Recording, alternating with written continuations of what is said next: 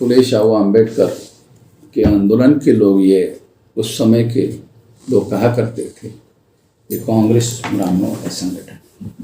ज्योतिराव फुले को जब कांग्रेस में शामिल होने के लिए कहा गया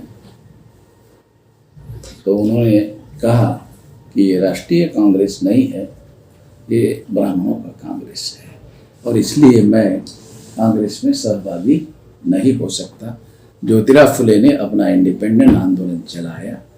अगर ज्योतिराव फुले ने इंडिपेंडेंट आंदोलन नहीं चलाया होता तो शायद बाबा साहब अम्बेडकर को सही रास्ता नहीं मिलता। बाबा साहब अम्बेडकर ने खुद ही कहा कि मेरे पढ़ाई लिखाई के गुरु तो कुछ और लोग हैं, मगर आंदोलन के गुरु तो ज्योतिराव फुले ही है। उनके ही रास्ते पर हम लोग आगे चलेंगे, बढ़ेंगे और इस तरह से उन्होंने इस आंदोलन को आगे बढ़ाने का काम किया है।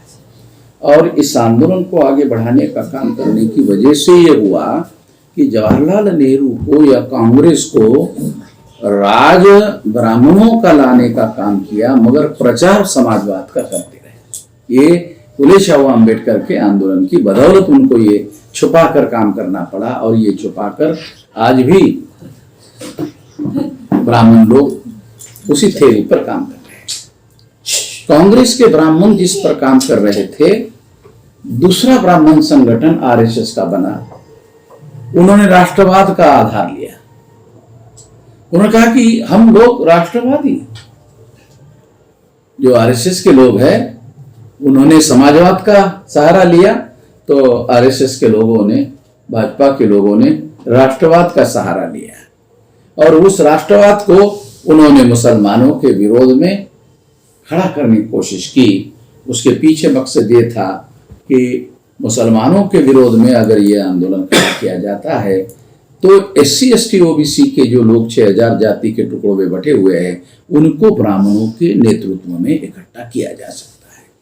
और इकट्ठा करके जब ये ब्राह्मणों के नेतृत्व में इकट्ठा होंगे तो फिर उनको हिंदू बनाया जा सकता है।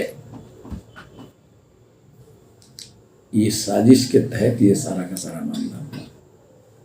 हिंदू नाम का कोई धर्म नहीं है।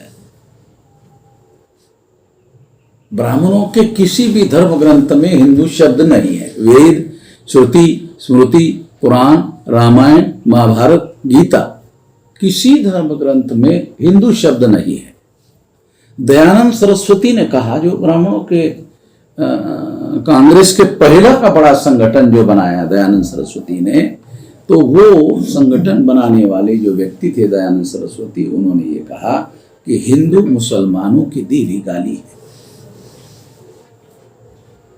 ये किसी और ने नहीं कहा, ये ब्राह्मणों का ही बड़ा लीडर है दयानंद सरस्वती। उन्होंने कहा कि हिंदू मुसलमानों की दी हुई गाली है। और जब मैंने कहा तो आरएसएस के लोगों को भी ये बात इनकार नहीं कर सके। तो इस तरह से साथियों, ये एक बड़े षड्यंत्र के तहत अब इन्होंने बड़ा प्लान बनाकर काम क्या किया। कांग्रेस जाएगी तो बीजेपी आएगी और बीजेपी जाएगी कांग्रेस आएगी। एक ब्राह्मण जाएगा तो दूसरे ब्राह्मण का राज आएगा। आओ आओ सर,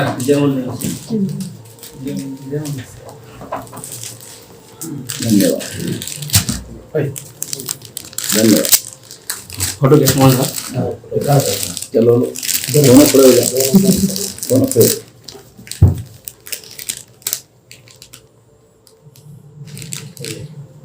ओके, तो कितना आजादी के आंदोलन ने कितना परिवर्तन किया कि एक ब्राह्मण जाएगा दूसरा ब्राह्मण तो उसके जगह दूसरा ब्राह्मण आएगा। राजा राम जाएगा तो सीताराम आएगा। यानी फर्क कितना हुआ आजादी के आंदोलन में? राजा राम जाएगा तो सीताराम आएगा। एक ब्राह्मण जाएगा तो दूसरा ब्राह्मण आएगा। तो सेंटर में आज तक एक देवेगौड़ा अगर छोड़ दिया जाए तो लगभग सारे प्रधानमंत्री ब्राह्मण हो गए। वो भी देवेगौड़ा इसलिए प्रधानमंत्री बना क्योंकि उसके बनाने में रोल वीपी सिंह का था, जो गैर ब्राह्मण था। वीपी सिंह ब्राह्मण नहीं था। वीपी सिंह इलाहाबाद का राजपूत ठाकुर आदमी था, क्योंकि राजपूतों और ठाकुरों और ब्राह्मणों के बीच में हजारों सालों की अदावत है, इंटरनल अदावत है, वो दिखाते नहीं मगर इंटरनल बड़ी अदावत है, लड़ाई है। इस वजह से वीपी सिंह को जैसे ही मौका मिला उन्होंने इस अदावत को फैसले में कन्वर्ट होते हुए करते हुए हमने देखा। एक तो उन्होंने एक ओबीसी को प्रधानमंत्री बनाने का फैसला है और दूसरा मंडल कमीशन लागू करने का फैसला है। मंडल कमीशन लागू करने की वजह से कितना बड़ा वीपी सिंह के विरोध में हंगामा हुआ, ये आप लोगों को बताने की जरूरत नहीं है। तो इस तरह से देश में आज दो धुरीय राजनीति जो है वो भी प्रचार में दो धुरीय है, मगर वो दो धुरीय नहीं है। दोनों की सत्ताएं जो हैं ब्राह्मणों के ही नियंत्रण में है। नरेंद्र मोदी ओबीसी जरूर है, मगर उसकी नकेल आरएसएस के ब्राह्मणों के हाथ में है। और हमें दिखता है कि नरेंद्र मोदी प्रधानमंत्री है, मगर वास्तविक सत्ता का नियंत्रण ब्राह्मणों के नियंत्रण में है, आरएसएस के ब्राह्मणों के नियंत्रण में है। आप बोलेंगे इसका सबूत क्या है? इसका सबूत यह है ओबीसी का आदमी प्रधानमंत्री है, मगर ओबीसी की गिनती करने का फैसला नहीं कर सकता। अगर वास्तविक सत्ता ओबीसी के प्रधानमंत्री के पास होती तो फिर ओबीसी की गिनती करने का फैसला पहले हो गया होता, तो 11 साल पूरे हो गए। ऐसा वो इसलिए नहीं कर पाए क्योंकि मोदी को बनाने वाले आरएसएस के लोग हैं प्रधानमंत्री, और इसलिए मोदी अपने से प्रधानमंत्री नहीं बने हैं और उनको भी मालूम है, इसलिए वो इसके विरोध में जाकर कोई बड़ा फैसला नहीं ले सकते और ना उन्होंने लिया। एक भी बड़ा फैसला उन्होंने नहीं लिया जिस फैसले को हम ऐसा कह सके कि इससे ब्राह्मणों की शक्ति कमजोर होगी। अभी हम लोगों को आप लोगों को मालूम है 2-3 महीने से सारे देश भर में हमारा जो इतना बड़ा संगठन फैला हुआ है, ओबीसी की जातीय आधारित गिनती के लिए भारत बंद का फैसला और ईवीएम मशीन के लिए किया हुआ है, आपको जानकारी है। तो जो आरएसएस और भाजपा के लोग ओबीसी की जातीय आधारित गिनती के विरोध में थे, हमारे फैसले के बाद, भारत बंद के फैसले के बाद नरेंद्र मोदी को ओबीसी की जातीय आधारित गिनती का फैसला करने का निर्णय करना पड़ा। आप लोगों को बात समझ आई है कि हमारे आंदोलन के बदौलत ऐसा। फिर मैंने उससे काउंटर किया जब उन्होंने कहा कि नहीं हम ओबीसी की जातीय आधारित गिनती करेंगे, तो हमने उसको काउंटर किया कि नहीं, करने के लिए नहीं कह रहे हैं, ये हमने जो ओबीसी की जातीय आधारित गिनती के लिए भारत बंद का ऐलान किया, इसको काउंटर करने के लिए कह रहे हैं। जब हमने इसका प्रोपेगेंडा शुरू किया तो उन्होंने 2 साल बाद की तारीख निकालकर 2 साल बाद की तारीख निकालकर गिनती करने की तारीख घोषित की। आप लोगों को तारीखों का पता चल गया होगा। 27 1 मार्च से, हाँ, लगभग 1.5-2 साल के बाद सरकार तैयारी करने का बहाना लेकर भी भारत सरकार के पास इतने साधन संसाधन है कि 3 महीने में तैयारी कर सकते हैं, क्योंकि पूर्व में ये गिनती कैसे करने हैं सारा तजुर्बा है। 100 करोड़ से ज्यादा संख्या गिनती करने का तजुर्बा भारत सरकार के पास है। 120 करोड़ से भी ज्यादा गिनती करने का भारत सरकार के पास तजुर्बा है। और कैसे करना है पुराना ही प्लान है, कोई नया प्लान बनाने की जरूरत नहीं है। अगर कोई नया प्लान बनाना जरूरी है भी तो 3 महीने से ज्यादा समय नहीं लगाया जा सकता। जानबूझकर उन्होंने 1.5-2 साल पहले आगे, यानी 11 साल गंवाने के बाद भी और 1.5-2 साल आगे। तो इससे पता चलता है मन से नहीं हो रहा है, मन से गिनती नहीं हो रही है। ये हमने जो भारत बंद का कार्यक्रम घोषित किया है उसमें ओबीसी का मुद्दा प्रथम बनाया है, तो इस वजह से उन लोगों को ऐसा लग रहा है कि इससे कहीं ओबीसी वामन मेश्राम के साथ ना चला जाए। हमारे पास जानकारी आई है कि उन्हें होम डिपार्टमेंट के लोगों को, सीआईडी और सीबीआई के लोगों को लगाकर इंटरनल डाटा कलेक्ट किया कि ओबीसी के अंदर ये मुद्दा प्रचार में बड़े पैमाने पर आ रहा है। तो इस वजह से उनको ये फैसला करना पड़ा। अभी मैं तीसरा काउंटर शुरू कर दिया है। ये तीसरा काउंटर क्या है? नहीं, हो सकता है गिनती कर लेंगे मगर ये आंकड़े घोषित नहीं किए जाएंगे। हो सकता है ये गिनती करेंगे, आंकड़े अपने पास ही रख लेंगे, सरकार को जानकारी होगी, सरकार को प्लान बनाने के लिए डाटा मिलेगा। आरएसएस ने अनुमति क्यों दी? तो मैंने छानबीन करने का प्रयास किया कि सरकार को प्लान बनाने के लिए डाटा जरूरी होता है, इसलिए गिनती करना जरूरी है। ऐसा बाद में आरएसएस के लोग कहने लगे कि आप तो विरोध कर रहे थे, अब कैसे समर्थन कर रहे हैं? डाटा प्लानिंग बनाने के लिए जरूरी है, इसलिए इसके लिए हमने इसके लिए अनुमति दी है। इसकी राजनीति कोई ना करे। अरे तुम ही राजनीति कर रहे हो भाई, राजनीति तुम ही कर रहे हो और दूसरे लोग राजनीति ना करे इसके लिए तुम ऐसा प्रतिबंध लगाने का काम कर रहे हो। क्योंकि राजनीति लोगों की समस्याओं का समाधान करने की एक नीति है, तो समस्याओं को उजागर नहीं किया जाएगा तो समाधान कैसे होगा?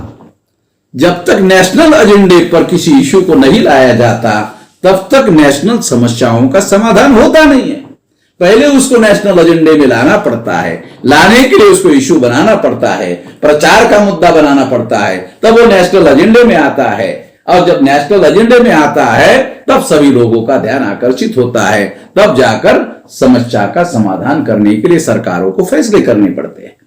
इसलिए इसका यह कहना कि कोई इसकी राजनीति ना करे, अरे भाई समस्या का समाधान करने के लिए तो राजनीति है।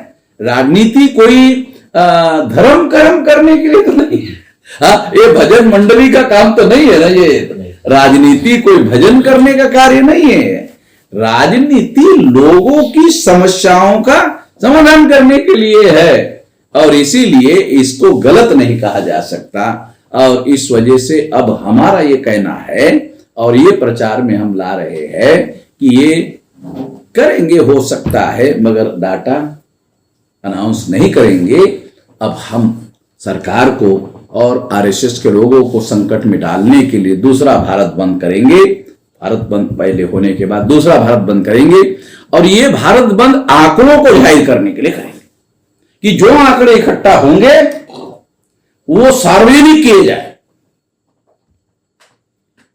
कि टोटल जातियां कितनी हैं, उनकी सामाजिक आर्थिक स्थिति क्या है, आजादी का फायदा कितना ब्राह्मणों को हुआ है और कितना ब्राह्मणों को एससी एसटी ओबीसी को हुआ है। लोगों की सामाजिक आर्थिक स्थिति में आजादी के अंदर बदलाव कितना हुआ है, गरीबी कितनी बढ़ी है, कितनी घटी है। अगर गरीबी अभी भी बनी हुई है तो फिर ये आजादी का मतलब गरीब लोगों के लिए कोई फायदा नहीं हुआ है। ये सारे मुद्दे आंकड़ों में दिखाई देंगे। आप बयानबाजी या स्टेटमेंट कोई भी करते रहे, मगर आज 75 साल होने के बाद भी अगर आंकड़े सार्वजनिक रूप से सार्वजनिक घोषित हो जाते हैं तो सभी को पता हो जाएगा कि 75 साल ब्राह्मणों ने राज किया। अगर ब्राह्मणों ने राज किया तो फिर इन लोगों का विकास क्यों नहीं? यह भी नहीं कहा जा सकता कि भारत सरकार के पास इनका विकास करने के लिए पैसा नहीं है। केंद्र सरकार का एक बजट होता है, राज्य सरकार का बजट अलग होता है,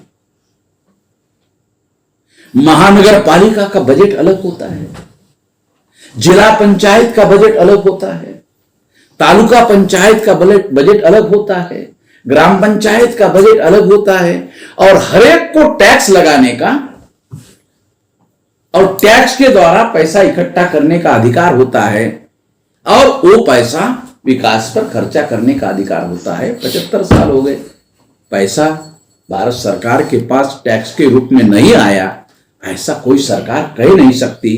आप सुनकर हैरान हो जाओगे, अभी जो बजट भारत सरकार का घोषित हुआ है वो 42 लाख करोड़ रुपए का है। जब मैं लोगों को कहता हूं भाई कितने लोगों को समझ में आया ये आंकड़ा कितना है, 42 लाख करोड़, तो हमारे लोगों को क्या समझ में आता है, 42 करोड़ होगा। 42 लाख करोड़, ये पढ़े लिखे आदमी को भी सोचना पड़ता है ये आंकड़ा है कितना। ये गिनती करके मैंने एक जगह एक उदाहरण के लिए बताया कि 1 करोड़, फिर 10 करोड़, फिर 100 करोड़, फिर 200 करोड़, फिर 500 करोड़, फिर 1000 करोड़, फिर 2000 करोड़, 5000 करोड़, 10,000 करोड़, और ऐसे 10 गुना 1 लाख करोड़, फिर ऐसे 42 गुना 42 लाख करोड़। तो ये आंकड़ा कितना ज्यादा, इतना पैसा केवल सेंट्रल गवर्नमेंट के पास आ रहा है टैक्स के। ओडिशा राज्य का बजट अलग है,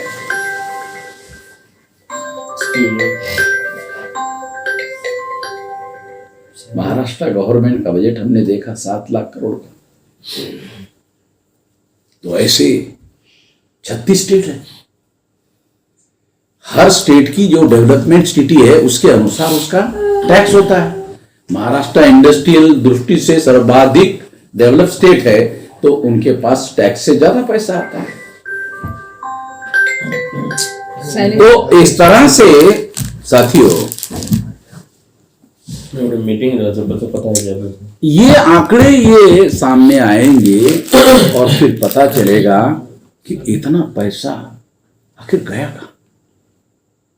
तो आप लोगों ने देखा होगा कि जो बीजेपी की राजनीति करने वाले लोग हैं, जो कांग्रेस की राजनीति करने वाले लोग हैं, वो राजनीति करने के पहले उनकी आर्थिक स्थिति क्या थी और राजनीति में आने के बाद उनकी आर्थिक स्थिति क्या है। महाराष्ट्र का एक उदाहरण आपको देता हूं। शरद पवार, उन्होंने जब पहली बार चुनाव लड़ा तो पूना में एक गायकवाड़ है, उसके पिता से 20,000 रुपया उधार लिया चुनाव लड़ने के लिए। अभी पता चला कि उसके बेटी की प्रॉपर्टी 25 करोड़ की, बेटी की, तो पवार की तो ज्यादा ही होगी। तो एग्जाम्पल के लिए बता रहा हूं मैं। तो राजनीति में जितने लोग आए हुए हैं उन लोगों के पास पैसा बहुत ज्यादा आता है, बहुत ज्यादा जमा हुआ है, और कांग्रेस के लोगों के पास भी है और बीजेपी के लोगों के पास भी है। इसलिए कांग्रेस के लोग बीजेपी का ये मुद्दा उठाते नहीं है, बीजेपी वाले कांग्रेस के लोगों का मुद्दा उठाते नहीं। चोर चोर मौसेरे मौसेरे भाई भाई माने जाते हैं। तो इसलिए इन लोगों के नियंत्रण में सारा देश है, देश की व्यवस्था है। तो हमारे लोग जो बहुसंख्यक है 85%, उनका विकास जिस तेजी से होना चाहिए वो हो नहीं रहा, जिस नीति की वजह से नहीं हो रहा है। अगर इसमें बदलाव नहीं किया गया तो आने वाले 100 साल में भी नहीं होगा, आने वाले 100 साल में भी नहीं होगा। इसमें बदलाव करना होगा, और बदलाव के लिए हमने इतना बड़ा विशाल संगठन खड़ा किया है। इसी काम को ध्यान में रखते हुए कापड़े साहब ने अपनी जिंदगी लगाई, फिर इससे दीना भाना जी ने लगाई, फिर कांचीराम जी ने लगाई, और फिर अभी हम लोगों ने इतना बड़ा विशाल संगठन खड़ा किया है, तो इससे आप लोग अंदाज़ा लगा सकते हैं कि अब हम एक विशाल संगठन बनाकर जन आंदोलन की दिशा में आगे बढ़ रहे हैं। तो हमारी मौलिक समस्या गुलामी की है। 15 अगस्त 47 को ब्राह्मण आज़ाद हुए हैं क्योंकि ब्राह्मणों ने जातियाँ बनाई हैं। तो जातियों की जकड़न और जातियों की व्यवस्था आज़ाद भारत में और ज़्यादा मजबूत हुई है। जब तक ब्राह्मणों का नियंत्रण रहेगा तब तक ये जकड़न और ये व्यवस्था मजबूत होती रहेगी। हम लोगों को उनका नियंत्रण घटाने की कोशिश करनी चाहिए। उन्होंने प्लान बनाकर रूलिंग भी उनका रखा, अपोजिशन भी उनका रखा। रूलिंग भी ब्राह्मणों का, अपोजिशन भी ब्राह्मणों का। अगर एक ही जाति का रूल रहना है, रूलिंग भी ब्राह्मणों का, अपोजिशन भी ब्राह्मणों का, तो डेमोक्रेसी का जो मौलिक कैरेक्टर है बदलाव, एक रूलिंग पार्टी होगी तो एक अपोजिशन पार्टी होगी। अगर एक ब्राह्मण जाएगा तो दूसरे ब्राह्मण आएगा, तो मौलिक नीति में परिवर्तन कैसे होगा? मौलिक नीति में कोई परिवर्तन नहीं हो सकता। इसी वजह से इसमें बदलाव करने के लिए हम लोग जद्दोजहद कर रहे हैं और इस जद्दोजहद करने की प्रक्रिया में अब मामला आंदोलन तक आके पड़ा हुआ है। 2030 तक इसे जन आंदोलन की दिशा में हम लोग लेकर जाएंगे। जन आंदोलन का मकसद ये है कि ब्राह्मणों ने अंग्रेजों से आज़ादी हासिल की, हम लोग ब्राह्मणों से आज़ादी हासिल करना चाहते हैं। ये मौलिक मुद्दा है। इसके लिए ये विशाल संगठन खड़ा किया गया है और इसमें उड़ीसा में भी जितने भी जिले हैं, सारे जिलों में लगभग हमारा संगठन कम और अधिक प्रमाण में चल रहा है। किसी जिले में ज़्यादा मजबूत है तो किसी में थोड़ा मजबूत है, मगर है सारे जिलों में बना हुआ है। तो हम लोग इसी बात को ध्यान में रखते हुए इस आंदोलन को आगे बढ़ा रहे हैं कि बदलाव मौलिक रूप से हो। वो यही खास बात मैं आप लोगों को कहना चाह रहा था और इसी के लिए ये आंदोलन खड़ा किया गया है। अगर आपको जो बात मैंने बताई, प्रिसाइजली बताई, यही बात हम लोग 5 दिन का ट्रेनिंग लेकर कहते हैं, यही बात 1 दिन का ट्रेनिंग लेकर कहते हैं, 2 दिन का ट्रेनिंग लेकर कहते हैं, 3 दिन का ट्रेनिंग लेकर कहते हैं, 5 दिन का ट्रेनिंग लेकर भी कहते हैं, क्योंकि हमारा लंबा इतिहास है। तो वो सारा इतिहास प्रत्येक व्यक्ति किताबें पढ़कर हासिल नहीं कर सकता या किताबें पढ़कर उसको समझ में ही आएगा, ये भी नहीं कह सकते। इसलिए खास प्रकार का ट्रेनिंग डिज़ाइन किया गया है लोगों को समझाने के लिए और वो सारी बातें लोगों को समझाई जाती है। तो मैं इस मौके पर इतनी ही बात कहना चाहता हूँ। बाकी आप लोगों के अगर कोई सवाल है तो आप सवाल पूछिए, ताकि जो समझ में आया है वो ठीक है, जो समझ में नहीं आया उसके बारे में आप सवाल पूछ सकते हैं, तो फिर मैं आपको जवाब दे सकता हूँ। धन्यवाद।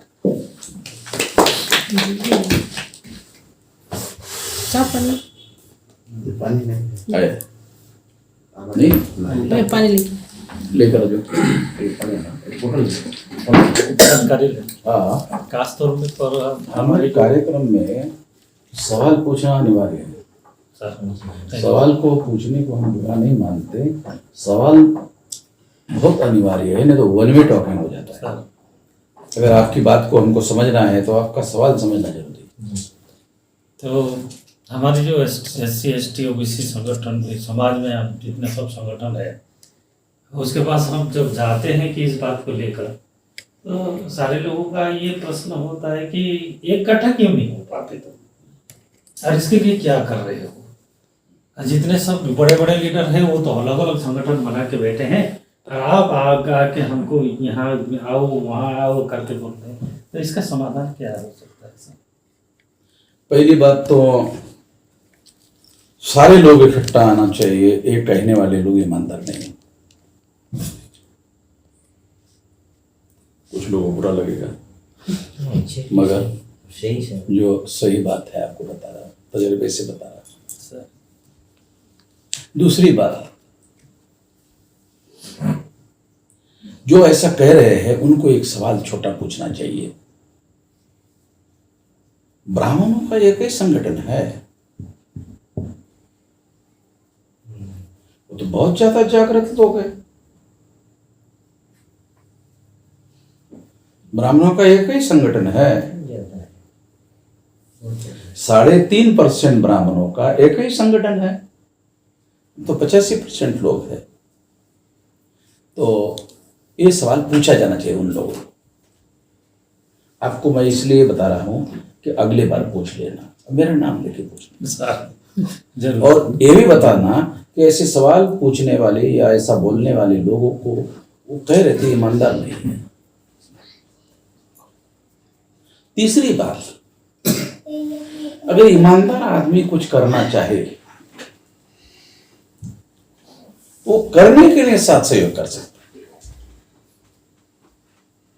इस व्यवहार को जानते हुए कि 100% लोगों का संगठन कभी भी नहीं होता दुनिया में आज तक, चाहे कितना भी बड़ा काबिल आदमी हो। हम तो ऐसा मानते हैं कि बाबा साहब आम्बेडकर बहुत ज्यादा काबिल थे, फिर भी जगजीवन राम तो उनके विरोध में थे ही।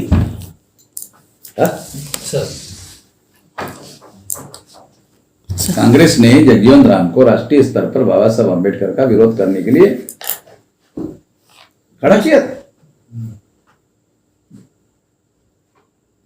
और उसके बदले में जगजीवन राम को मरने तक मंत्री पद दिया गया था।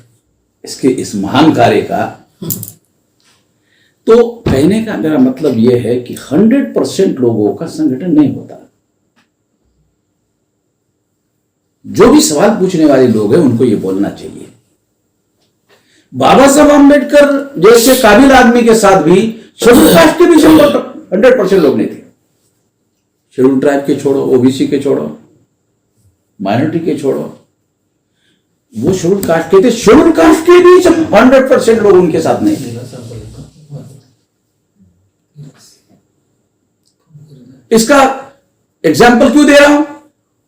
एग्जाम्पल आपको उन लोगों को देना चाहिए, उनको बोलना चाहिए 100% लोग कभी भी इकट्ठा नहीं होते। इसका ही सबसे बड़ा उदाहरण है। इसलिए आप जो कह रहे हैं उनको बोलने का, ये तुम्हारा बहाना है 700 ना करने का। काशीराम जी कहा करते थे, काशीराम जी का बहुत फेमस ये बात, वो हमेशा ये बात कहते थे कि अगर काम करना नहीं है तो बढ़िया से बढ़िया बहाना मिल जाता है। ईमानदार है तो बढ़िया से बढ़िया रास्ता निकल आता है। अगर काम नहीं करना है तो बढ़िया से बढ़िया बहाना निकल आता है, मिल जाता है, लोग ढूंढ लेते हैं। उनको बोलना चाहिए या किसी भी आदमी को बोलना चाहिए, व्हाई नॉट मी, मुझे क्यों नहीं करना चाहिए? व्हाई नॉट मी, मुझे क्यों नहीं करना चाहिए? क्या कोई आदमी ये कह सकता कि 100% लोग साथ नहीं दे रहे इसलिए मैं ये काम नहीं कर रहा?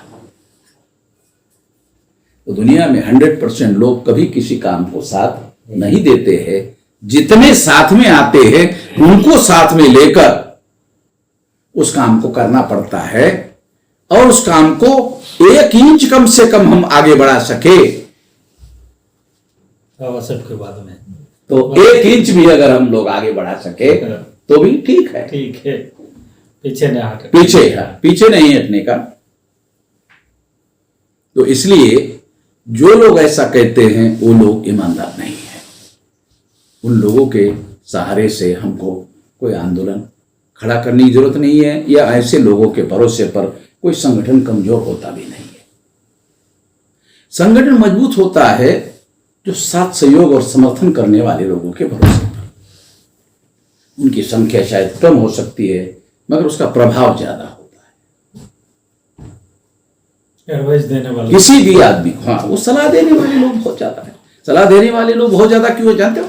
इसका भी बहुत बड़ा कारण है। सलाह देने वाले लोग बहुत ज्यादा होते हैं, करने वाले कम होते हैं। सलाह देने वाले बहुत ज्यादा क्यों होते हैं? क्योंकि इस जीव को हड्डी नहीं है। कारण था, फंडामेंटल कारण था कि सलाह देने वाले को, जीव को हड्डी नहीं होती है। अगर हड्डी होती तो सलाह देते वक्त वो हड्डी इधर उधर लगने का खतरा होता, खून निकलने का खतरा होता, तो सलाह देने वालों को सर इसकी भी कीमत चुकानी पड़ेगी। जब सलाह देने वालों को ऐसा लगे कि इसकी भी सारी कीमत चुकानी पड़ेगी, खून निकल जाएगा, तो वो सोचता कि अरे साले तो मुफ्त का सलाह देना भी महंगा पड़ने वाला मामला है। तो हड्डी ना होने की वजह से वो सलाह देते रहता है, हड्डी होती तो थोड़ा सोचता, और ये एक बड़ा कारण है। फिर सर ये जगजीवन राम जो अम्बेडकर को विरोध करते थे, तो वो कौन सा, वो भी ब्राह्मण थे? जगजीवन राम ब्राह्मण थे नहीं, कास्ट भाई जी। मैं उदाहरण दिया कि अगर बाबा साहब अम्बेडकर जैसी शख्सियत वाला आदमी सारे 100% शेड्यूल कास्ट के लोगों को इकट्ठा नहीं कर पाए, इसी कड़ी में जगजीवन एग्जाम्पल दे रहा था मैं बात को समझाने के लिए। तो वो जगजीवन राम उसमें एक उदाहरण है। ये बाबा साहब अम्बेडकर का आंदोलन राष्ट्रव्यापी चल रहा था, तो कांग्रेस ने जगजीवन राम को शेड्यूल कास्ट के आदमी को बाबा साहब की टांग खींचने के लिए खड़ा किया, उसको मंत्री बनाया, और मरने के कुछ तारीख तक वो मंत्री था। बाबा साहब उसको बाबा साहब अम्बेडकर का विरोध करने के लिए खड़ा किया गया था। जगजीवन राम को गांधी मैदान में जब बाबा साहब अम्बेडकर का कार्यक्रम था, वहाँ पे पटना में गांधी मैदान में कार्यक्रम रखा था, तो तभी कांग्रेस ने और नेहरू ने जगजीवन राम को कहा कि ये कार्यक्रम होना नहीं चाहिए, विफल होना चाहिए, विफल कर दो। तो जगजीवन राम ने और उनके साथियों ने मिलकर बाबा साहब अम्बेडकर का जैसा स्पीच शुरू हुआ, जैसे माइक के पास गए, बाबा साहब अम्बेडकर को पथरे मारे थे, जिसके कारण बाबा साहब वो भाषण बाबा साहब अम्बेडकर नहीं कर पाए। इतने ज्यादा पथरे मारे गए थे। रिकॉर्डेड बातें हैं।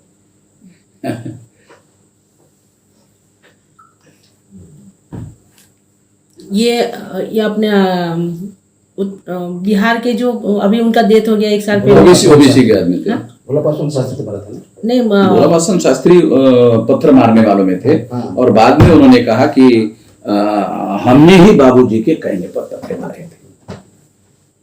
भोला पासवान शास्त्री ने कहा हमने ही बाबूजी के कहने पर पत्थर मारे थे, तो सबूत भी हो गया, लिखित में है। हाँ, नहीं उन्होंने बयान ही दिया, सार्वजनिक बयान है।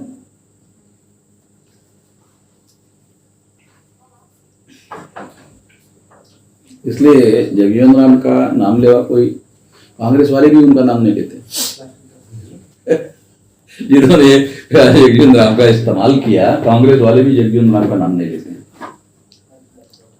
सर और एक बात कि आजकल सोशल मीडिया में जो हर दिन चलता है, जो नरेंद्र मोदी ने आरएसएस के ऊपर भारी है, उसके कोई एजेंडा के काम करने नहीं देता है, ये बात कहाँ तक आपका मुद्दा क्लियर करो थोड़ा, क्या है? नरेंद्र मोदी ने आरएसएस की कोई एजेंडा लागू नहीं करने नहीं देते।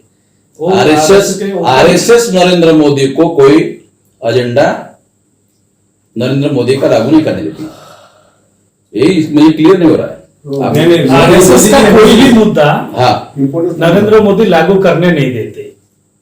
हाँ, तो आप मुझे इसलिए समझ में नहीं आ रहा, आप प्रेजेंटेशन सही नहीं कर रहे हैं। मैं क्लियर कर देता हूँ, मैं पूछता हूँ आपको, आप क्लियर कर दीजिए कि आप ये कहना चाहते हैं, तब जवाब दूंगा। पहले तो समझना चाहिए ना मुझे। हाँ सर, क्या आप ऐसा कहना चाहते हैं कि नरेंद्र मोदी आरएसएस की कोई भी बात नहीं मान रहा? नहीं मानते सर। कितना सीधा, कितना सिंपल बात हो गया, कितनी सिंपल, इमीडिएट समझ, सबको भी समझ में आ गया। अगर ये बात है, अगर ये सच्चाई है कि नरेंद्र मोदी आरएसएस की कोई भी बात नहीं मान रहा है, आपको कैसे पता चला? सबूत के लिए बोल रहा हूं, अभी आपके सामने बता देता हूं सबूत, आप ही बोल देंगे सबूत। मीडिया वालों ने आपको तो पहुंचाया ना, पहुंचे कि नहीं? हाँ, मीडिया की वजह से आपको मालूम हुआ कि नहीं? हाँ, मीडिया किसके नियंत्रण में है? देखो, बनिया मालिक है और ब्राह्मण पत्रकार है, तो इसका नाम बाबा साहब ने और काशीराम जिन्ना का ब्राह्मण बनिया प्रचार माध्यम। तो ब्राह्मण बनिया प्रचार माध्यम ने ये जानकारी आपको तक पहुंचाई। क्या पहुंचाई? नरेंद्र मोदी आरएसएस की कोई बात नहीं मानता। वामन मेश्राम सारे देश भर में ये कह रहा है कि नरेंद्र मोदी ओबीसी की जाति आधारित गिनती नहीं कर रहा है। ओबीसी का प्रधानमंत्री होने के बावजूद भी इसको काउंटर करना जरूरी है या नहीं है?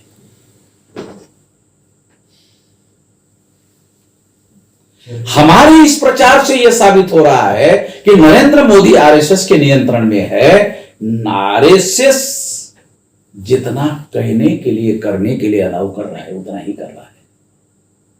अन्यथा अगर ओबीसी का आदमी ओबीसी के विकास के लिए योजना बनाना चाहता है तो फर्स्ट पहले नंबर की जरूरत डाटा होना चाहिए। अगर ओबीसी का ही प्रधानमंत्री ओबीसी के ही विकास की योजना बनाना चाहता है तो उसके लिए उसके पास डाटा चाहिए। अगर डाटा चाहिए तो गिनती होनी जरूरी है। तो 11 साल क्यों लगाए? तो आरएसएस जाति आधारित गिनती के विरोध में है। अगर नरेंद्र मोदी आरएसएस की कोई बात नहीं मानता, आरएसएस के लोग ओबीसी की जाति आधारित गिनती के विरोध में है और 11 साल तक नरेंद्र मोदी ने ओबीसी की जाति आधारित गिनती की बात नहीं की। जब हमने भारत बंद का ऐलान किया उसके बाद आरएसएस के लोगों को ऐसा लगा कि ओबीसी के लोग इस मुद्दे पर हमारी सरकार के विरोध में जा सकते हैं, हमारे समर्थन में जा सकते हैं। इसलिए काउंटर करने के लिए ओबीसी की जाति आधारित गिनती का ऐलान आरएसएस ने नरेंद्र मोदी को करवाया, क्योंकि आरएसएस ने ही विरोध किया था। इसलिए आरएसएस के विरोध में नरेंद्र मोदी जा नहीं सकता था। तो जब आरएसएस ने अनुकूलता बताई तब नरेंद्र मोदी ने फैसला किया।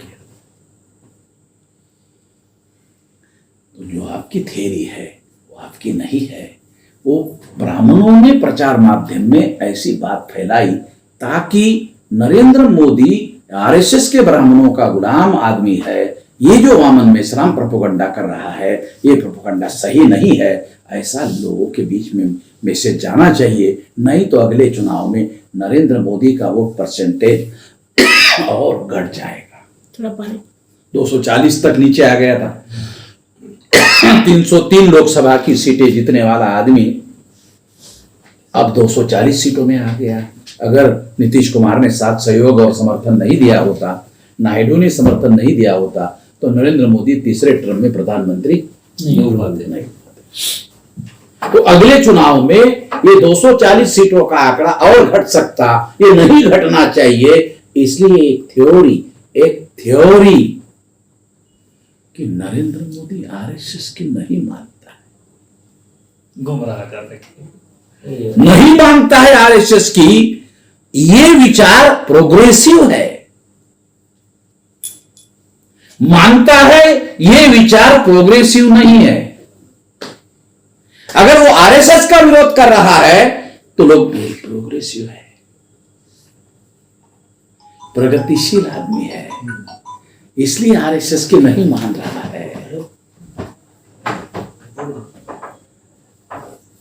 अपनी इमेज वो आरएसएस से भिन्न रखना चाहता है और ऐसे रखने वाले ओबीसी के लोग भी जो आरएसएस के विरोधी है वो भी नरेंद्र मोदी के नाम पर वोट देने का काम करे, आरएसएस का विरोध जरूर करे मगर नरेंद्र मोदी को वोट जरूर दे। रणनीति समझ रहे? रणनीति समझा रहा हूं। सामान्य बात नहीं है राजनीति सामान्य चीज नहीं है। जो सार्वजनिक चीजें की जाती है उसके पीछे बहुत सुलझी हुई बातें होती है जो सार्वजनिक नहीं की जाती। इसलिए ऐसी बात आपको कहा कि ओबीसी के लोग आरएसएस का विरोध हाँ करो, वोट नरेंद्र मोदी। ये कितनी गहरी बात है, गहरी बात है। स्ट्रेटेजी उनका, ये स्ट्रेटेजी है, ये रणनीति है। इसलिए ये प्रचार किया जाता है कि नहीं नरेंद्र मोदी आरएसएस की बात नहीं मानता। नहीं मानता होता तो ओबीसी की जाति आधारित गिनती करने का फैसला करने के लिए 11 साल लगा दिए। अगर उसके पास डाटा ही नहीं है तो ओबीसी के लिए 11 साल क्या किया, यह सवाल पूछा जाना चाहिए। ओबीसी के लिए आपने क्या किया भाई? ये ओबीसी का प्रधानमंत्री है, ओबीसी के नाम पर वोट लिया, तो ओबीसी के लिए क्या किया? शेड्यूल कास्ट शेड्यूल ट्राइब का छोड़ो, ओबीसी के लिए क्या किया? कम से कम 3 मुद्दे हैं, शिक्षा, स्वास्थ्य और रोजगार। ये 3 चीजें हैं। हमारे लोगों के दृष्टि से ये 3 मुद्दे सबसे ज्यादा अहम है। शिक्षा हमारे लोगों के लिए सबसे ज्यादा। जब हमारे लोग शिक्षित होते तो फिर अपने लेवल पर कुछ ना कुछ करने की कोशिश करते, अपने लेवल पर। जब वो अनपढ़ रहता है तो उसको तो समझ में नहीं आता करे क्या, तो उसी उधेड़ बुन में वो उसी व्यवस्था में रहता है, जीता है और मर जाता है। तो शिक्षा हमारे लिए बहुत ज्यादा महत्वपूर्ण।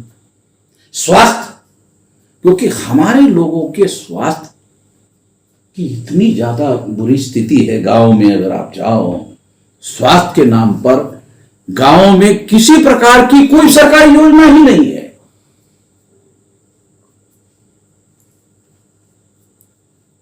कोई सरकारी योजना नहीं है। और आजकल तो सरकार स्वास्थ्य के कार्यक्रम से अपने आप को विड्रॉ कर रही है। इससे आम लोगों की परिस्थितियां बहुत ज्यादा खराब है, क्योंकि पैसे से स्वास्थ्य ठीक करना यह और ज्यादा महंगा मामला हुआ। तीसरा मुद्दा है सरकार का, जो सबसे ज्यादा इंपॉर्टेंट होता है, वो है लोगों के रोजगार की व्यवस्था करना। अगर नरेंद्र मोदी ओबीसी का आदमी है, अगर इसने रोजगार की व्यवस्था किया होता तो भीख में 5 किलो अनाज 82 करोड़ लोग को नहीं देता। ये सबसे ज्यादा गलत पॉलिसी है। 5 किलो अनाज दे रहे हैं। अभी 3 किलो मिल रहा है सर। हाँ? अभी 3 किलो मिल रहा है। 3 किलो। अभी 3 किलो मिल रहा है। गेहूं अब वो इधर दलाली हो रहा होगा तो 3 किलो ले लो, 2 किलो हमारे पास, वो एक अलग मामला है। मगर सरकार के तरफ से तो 5 किलो ही दिया जा रहा है। ये बात इसमें मैं राजनीति नहीं करूंगा। ये 5 किलो दिया जा रहा है। मेरा कहना क्या है कि आपके पास इतने ज्यादा संसाधन होने के बावजूद भी, 11 साल प्रधानमंत्री रहने के बाद भी आप लोगों की इतनी स्थिति में सुधार नहीं कर पाए कि वो अपने परिवार को चलाने के लिए 2 टाइम का अनाज खरीद सके 11 साल के बाद, और आपको 5 किलो अनाज देना पड़ रहा है, वो भी 80 करोड़ लोगों को दिया जा रहा है।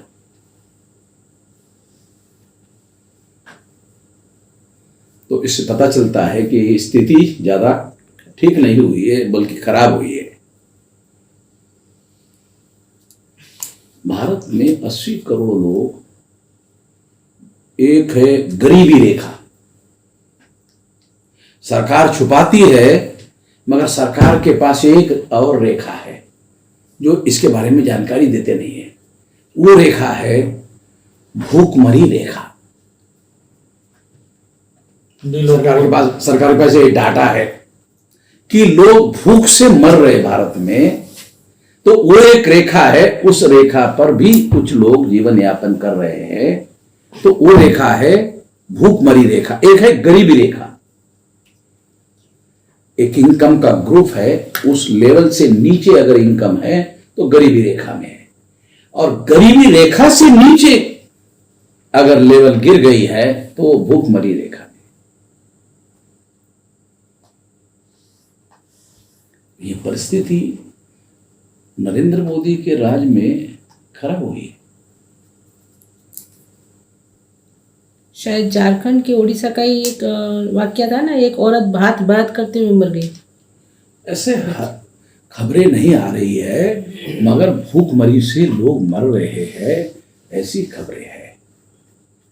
भूखमरी से लोग मर रहे हैं, इसकी खबरें हैं। पानी पी लीजिए।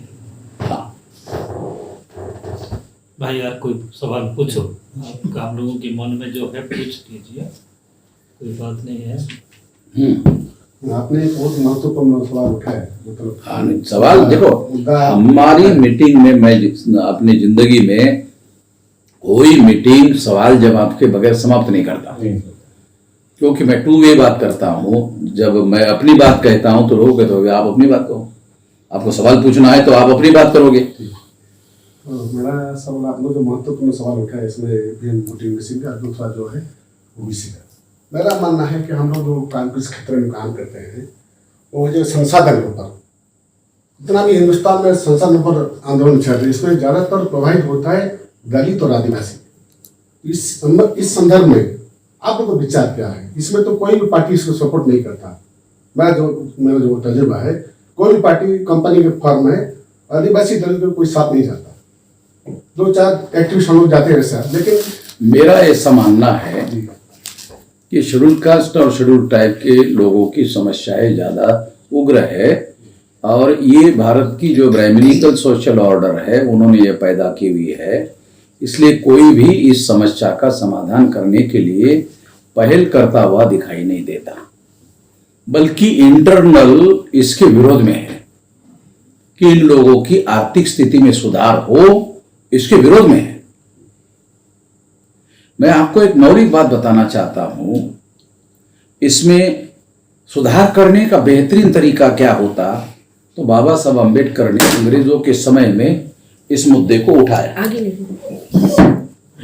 इस मुद्दे को उठाया कि इन लोगों के लड़ाई लड़ने वाले पार्लियामेंट में और विधानसभा में रियल रिप्रेजेंटेटिव चाहिए। तो इसके लिए उन्होंने एक तरीका डेवलप किया था शेड्यूल कास्ट शेड्यूल ट्राइब के लिए, सेपरेट इलेक्टोरेट। सेपरेट इलेक्टोरेट का मतलब यह है कि शेड्यूल कास्ट की जितनी संख्या है, मान लो 15% है, 16% है, ऑल इंडिया में अगर मान लो 16% है, तो 16% मेंबर पार्लियामेंट उनके होने चाहिए। अगर विधानसभा में 20%, 21% मान लो उड़ीसा में है, 24% है, 25% है, तो उतने एमएलए विधानसभा में होनी चाहिए। अभी भी है, अभी भी है, मगर जो बाबा साहब अम्बेडकर सेपरेट इलेक्टोरेट में चाहते थे वो नहीं है। मैं आपके सवालों का जवाब दे रहा हूं, इसके लिए बता रहा हूं, बैकग्राउंड के साथ बता रहा हूं।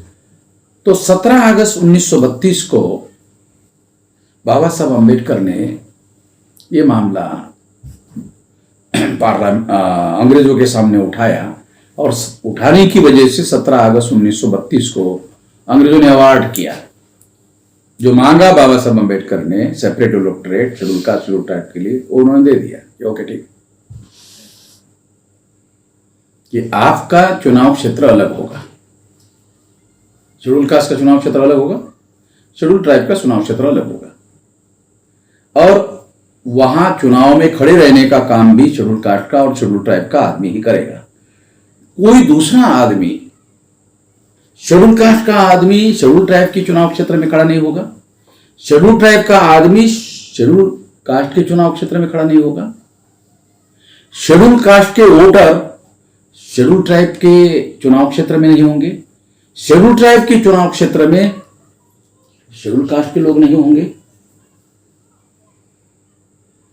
तो सेपरेट इलेक्टोरेट ऐसा एक सिस्टम बनाया, डिमांड किया, और इसके पीछे उनका मकसद ये था, इस तरीके के चुनाव के तरीके से उनके रियल रिप्रेजेंटेटिव चुनकर जाएंगे, रियल रिप्रेजेंटेटिव। तो ये बात गांधी जी के उपस्थिति में अंग्रेजों के सामने बाबा साहब अम्बेडकर ने उपस्थित की। तो अंग्रेज तो शुरू में विरोध में थे। बाबा साहब अम्बेडकर तो आप जानते हैं उनकी जो काबिलियत थी कि पब्लिकली और आर्गुमेंट करने की और कन्विंस करने की और समझाने की और अपनी बात प्रेजेंटेशन करने की, तो अंग्रेजों ने इस बात को स्वीकार किया और उन्होंने सेपरेट इलेक्टोरेट घोषित कर दिया। सेपरेट इलेक्टोरेट घोषित करने से क्या होगा, ठीक नहीं है, सेपरेट इलेक्टोरेट घोषित करने से गांधी जी को और ब्राह्मणों को लगा कि इनके रियल रिप्रेजेंटेटिव चुनकर जाएंगे, और पार्लियामेंट में देश की आज़ादी मिलने के बाद जब कांग्रेस की सरकार आएगी तो SC ST के कैंडिडेट अगर सेपरेट इलेक्टोरेट होगा तो इनके सेपरेट कैंडिडेट चुनकर आएंगे जो हमारी बात सुनेंगे नहीं पार्लियामेंट में, तो हमारी सरकार चलाना मुश्किल होगा। ऐसा स्टेटमेंट गांधी जी ने जब जवाहरलाल नेहरू गांधी जी जब 17 अगस्त 1932 को अवार्ड किया तो उसके विरोध में गांधी जी ने उपवास आमरण अनशन किया। आमरण अनशन करने की वजह से बाबा साहब अम्बेडकर ने जो अधिकार हासिल किया था उस अधिकार को गांधी जी ने स्टे लगा दिया कि इसको वापस ले लो। बाबा साहब अम्बेडकर ने इसके बावजूद भी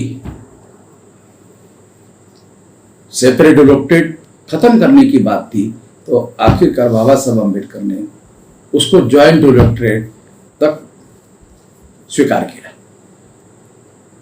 गांधी जी इसके लिए भी राजी नहीं थे।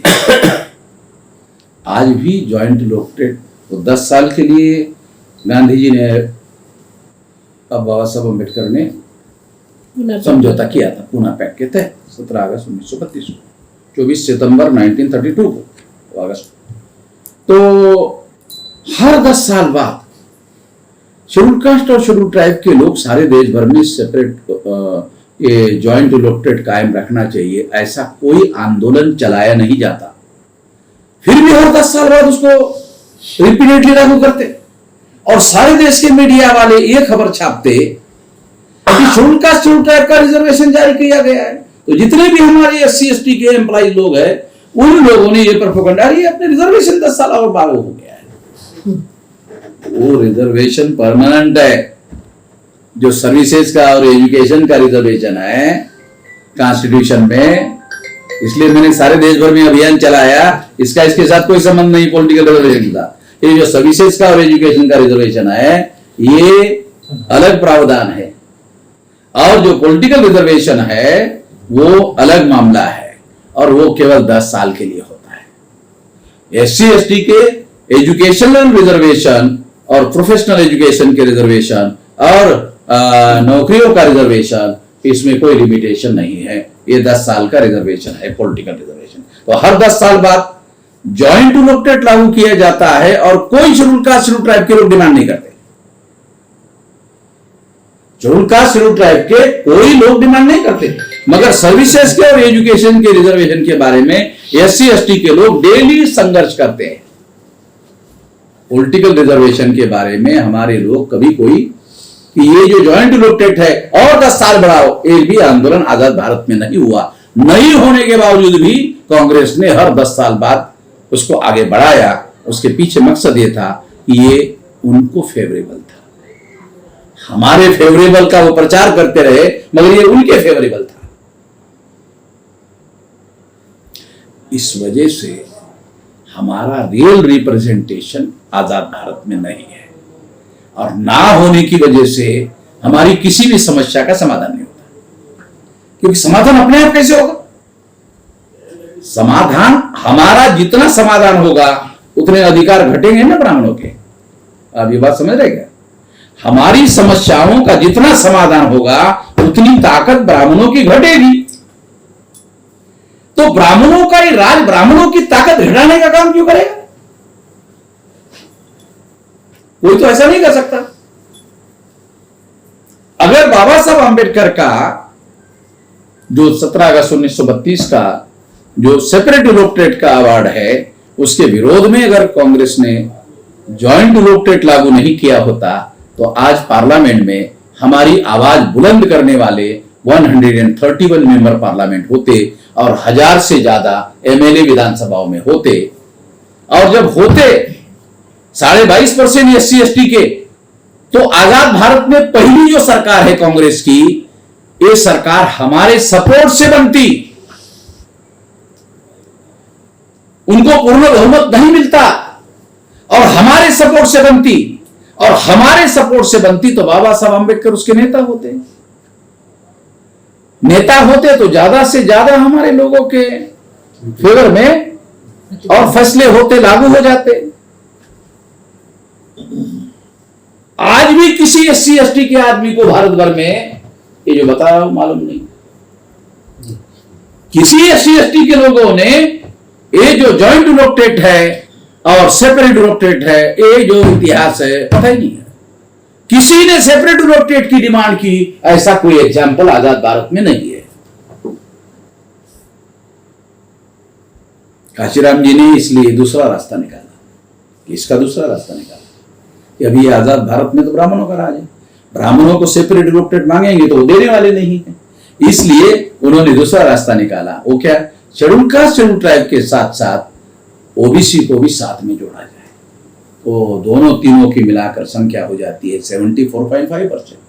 इस थ्योरी के आधार पर काशीराम जी उत्तर प्रदेश में अपनी सरकार बनाने में कामयाब हो गए। 403 विधानसभा में 207 सीटें जितवाकर उन्होंने मायावती को मुख्यमंत्री बनाया। ये नया प्रयोग था और ये करके सफलता हासिल करवाई। ये तरीका ढूंढ के निकाला। आगे बढ़ना होगा। अपना इंडिपेंडेंट जब तक आंदोलन खड़ा नहीं होगा, इंडिपेंडेंट संगठन नहीं होगा, तब तक इन समस्याओं का समाधान नहीं हो सकता। हम अगर कांग्रेस के भरोसे पर रहेंगे, ज्यादातर हमारे लोग यही करते हैं, वो ज्यादातर SC ST के लोग कांग्रेस के पिछले लोग,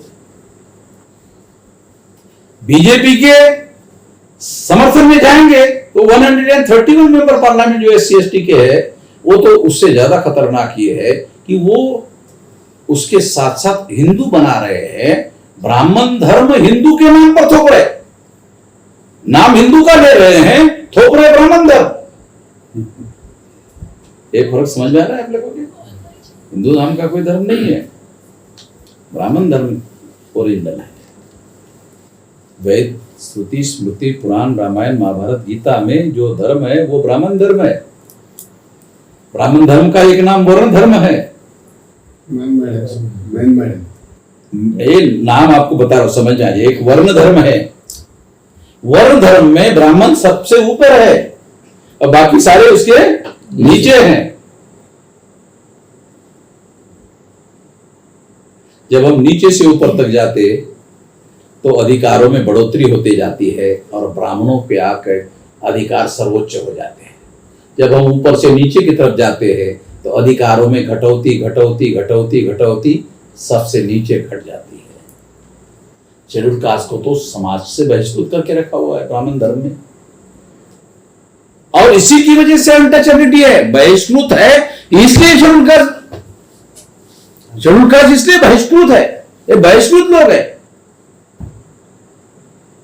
लगभग 20-22 करोड़ लोग जो है बहिष्कृत की श्रेणी में है।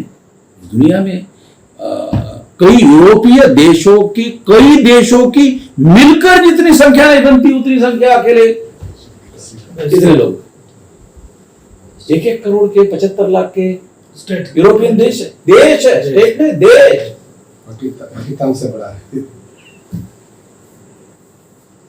मेरा ख्याल तो सवाल है, जो मल्टीप्लेक्स कंपनी है ना, उनका पर आप क्या राय है? कौन सी? जो मल्टीप्लेक्स कंपनी है, मल्टीनेशनल, आपका पूछा पर क्या राय? क्लियर नहीं हुआ। आपका संगठन देखो, मल्टीनेशनल कंपनियां जो है दुनिया में सबसे ज्यादा मुनाफाखोर कंपनी है।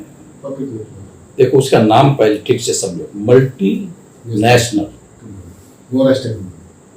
इसका हिंदी ट्रांसलेशन बताता हूँ आप लोगों को, थोड़ा सा और ज्यादा समझ में आ जाएगा। मल्टी यानी बहु, नेशनल यानी राष्ट्रीय, बहुराष्ट्रीय।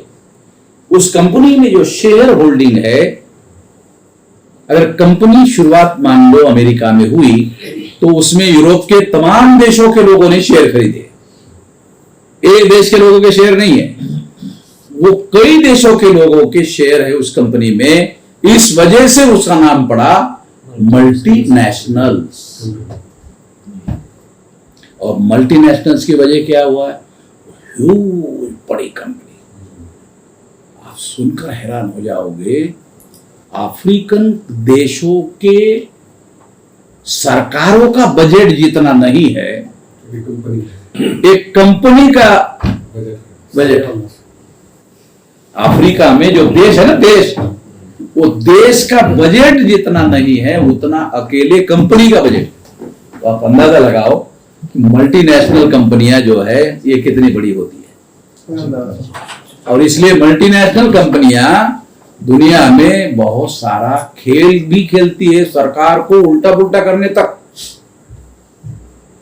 इतने ज्यादा रिसोर्सेज उनके पास होते हैं। ये वर्ल्ड वाइड है सर। हाँ, मतलब बहुत ज्यादा ताकतवर लोग हैं सरकार चला और उन लोगों के मीडिया पर कब्जा है। मीडिया सरकार बहुत ज्यादा खतरनाक बात यह है कि उनका मीडिया पर कब्जा है, इसलिए काम बहुत गलत करते हैं मगर उसका प्रेजेंटेशन नहीं सही कर रहे हैं। सही सर अभी देखो वार चल रहे हैं, वार चल रहा है और ये जो कंट्री है ये बहुत छोटा कंट्री है जिसकी संख्या 1 करोड़ से ज्यादा नहीं है। इजराइल जो है ना, इजराइल के लोगों की संख्या 1 करोड़ से ज्यादा नहीं है। कई देशों के विरोध में लड़ रहे हैं। इजराइल की संख्या 1 करोड़ ज्यादा नहीं है मगर ये जो यूज 1 करोड़ जो है ना यूज, और यूज के लोगों के दिमाग में क्या चलता है, दुनिया पर राज करने का हमको अधिकार है। We are the chosen people by the god and not by the people. सोच क्या मतलब, we are the chosen people by the god and not by the people. हम भगवान के चुने हुए लोग हम लोग भगवान के चुने हुए लोग हैं, लोगों के चुने हुए लोग नहीं है। तो दुनिया पर राज करने का अधिकार हमारा है, ऐसा दिमागी फितूर उनके अंदर है। दूसरे ब्राह्मण, हाँ नहीं, ब्राह्मण छोटी चीज है उनके सामने। यूज लोग है, जूस है, और जूस लोगों ने वहां जो मुस्लिम कंट्री है उस पर हमले करके एक छोटा देश, कई देशों के, अभी उनका ईरान के साथ चल रहा है क्योंकि उस इलाके में सबसे ज्यादा ताकतवर देश ईरान है। बाकी जो छोटी छोटी देश है वो सब सारे देशों पर हमला कर दिया है और कोई देश जो है अब उनके खिलाफ में आवाज उठाने के लिए तैयार नहीं है। अभी गाजा में लड़ाई चल रही है, एक गाजा में लड़ाई चलते चलते ही ईरान पर हमला कर दिया। गाजा पर भी चल रही है और ईरान पे भी चल रही है। तो ये अमेरिका के सपोर्ट के बगैर, अमेरिका में यूज लॉबी है, प्रेसिडेंट कोई भी हो अमेरिका का, वहां यूज चलाते सारा, और वहां जितने मल्टी मिलियन बिलियनर्स जो है वो सारे यूज, जो मल्टीनेशनल कंपनियां हैं ये लगभग यूज लोगों की है। दुनिया में मल्टीनेशनल कंपनियों का जो जाल है वो यूज लोगों का है। तो संपत्ति पर भी दुनिया के यूज लोगों का कब्जा है। और सरकार अमेरिका में चाहे किसी की भी आए, रिपब्लिकन की आए या डेमोक्रेटिक की आए, दोनों को पैसा देते हैं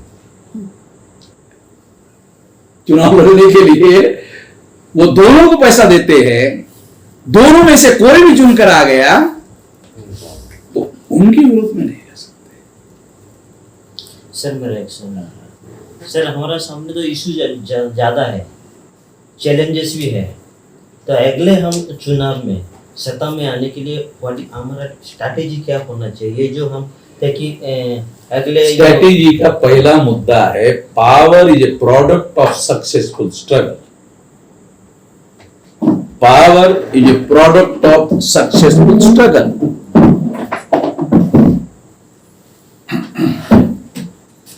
अगर नवीन पटनायक का बाप, क्या ना, बीजू पटनायक, हाँ वो उसने आंदोलन नहीं किया होता तो बीजू नवीन पटनायक मिलता नहीं, तो बाप की खराना है। वही तो स्ट्रेटेजी है। ऐसा नहीं, स्ट्रेटेजी हमारा कैसा होना चाहिए? मेरे कहने का मतलब है कि अगर संघर्ष के बदौलत सत्ता मिलती है, अगर ये सिद्धांत मौलिक है और इसी वजह से कांग्रेस ने, ब्राह्मणों ने राज सत्ता पर कब्जा किया है और इसी के बदौलत आरएसएस के लोगों ने राम जन्मभूमि का संघर्ष किया और राम जन्मभूमि के संघर्ष के पहले केंद्र में बीजेपी की सरकार आई, ऐसा कोई बता सकता है? राम जन्मभूमि का आंदोलन चलाने के बाद बीजेपी की दिल्ली में सरकार आई, तो फिर दोबारा अप्रूव हो गया। आजादी के आंदोलन में भी power is a product of successful struggle, Jawaharlal Nehru प्रधानमंत्री बने और राम जन्मभूमि का आंदोलन चलाने की बदौलत बीजेपी के लोग सत्ता में आए, उनकी सरकार बनी, फिर वो हो गया power is a product of successful struggle. अगर हम मूल निवासियों के आजादी का आंदोलन चलाते हैं और ये आजादी का आंदोलन सारे मूल निवासियों के आजादी का आंदोलन चलाते हैं और ये बात अगर लोगों तक पहुंच जाती है और ये आंदोलन चलाने में हम सफल हो जाते हैं, power is a product of successful struggle. मैं थ्योरी बता रहा हूं कि हो या ना हो, थ्योरी तो होना चाहिए आपके पास में। देखो मैं मौलिक बात बता रहा हूं, जिसके पास थ्योरी भी नहीं है उसके पास कुछ भी नहीं है। हमारे पास एक थ्योरी है, उस थ्योरी पर काम करते करते बहुत लोगों ने साथ सहयोग दिया। अभी एकमात्र SC ST OBC का संगठन है जिसको सारे देश भर में करोड़ों लोगों का साथ सहयोग है और करोड़ों रुपया दे रहे हैं।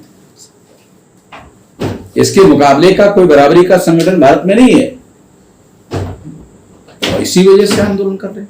इसी वजह से अभी हमारा ट्रस्ट आंदोलन के लिए है 2030 तक। हम कह रहे हैं कि 2030 तक हम आंदोलन करते करते करते करते करते करते 30 तक जन आंदोलन बनाएंगे और जब ये जन आंदोलन होगा तो दूसरे लोग इसके सामने खड़े नहीं हो पाएंगे और जो आप चाहते हैं।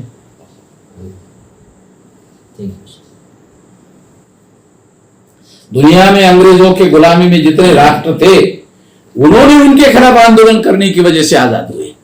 अफ्रीका में जितने भी देश अंग्रेजों के गुलामी में थे उन्होंने आंदोलन चलाया। नेल्सन मंडेला का जो देश साउथ अफ्रीका वो भी अंग्रेजों, अफ्रीका के सारे देश अंग्रेजों के गुलाम। वहां पर उन्होंने आजादी का आंदोलन चलाया। आंदोलन चलाने की वजह से आजादी मिली। आजादी मिलने के बाद प्रधानमंत्री नेल्सन मंडेला राष्ट्रपति हो गए। मतलब भारत के साथ साथ इंटरनेशनल भी आपको उदाहरण दे रहा है। काल्पनिक बात नहीं है, कोई बहुत 2000 साल पहले का उदाहरण है, ऐसा भी नहीं। इतिहास साक्षी है।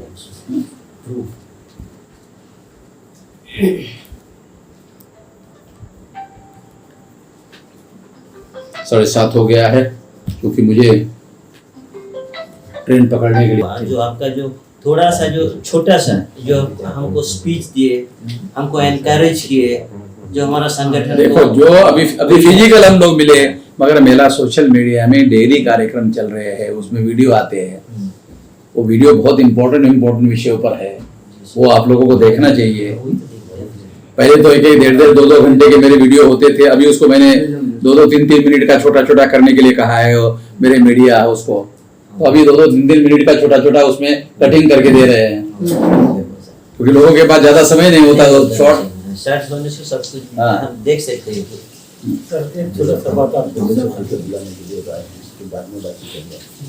ओके, आप थैंक्स करिए।